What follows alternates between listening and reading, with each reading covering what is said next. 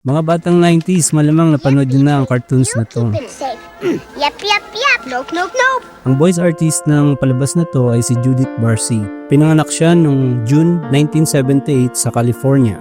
Bata pa lang ay pangarap na ng nanay niya na maging artista si Judith. Ang tatay naman niya ay nagtatrabaho bilang tubero.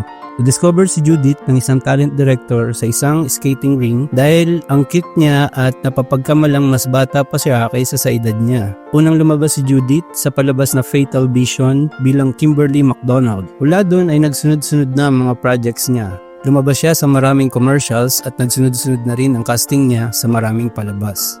Mula dito, naging maganda ang kita ng pamilya nila Judith. Kaso nga lang, merong problema.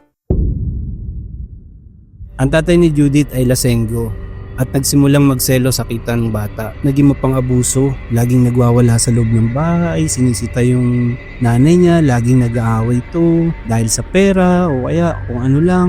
Meron pang nangyari na yung palabas na Jaws 4, bago mag-shoot doon si Judith, tinutukan siya ng tatay niya ng kutsilyo sa leeg at sinabihan na kung hindi kayo babalik ng nanay mo, gigilitan kita.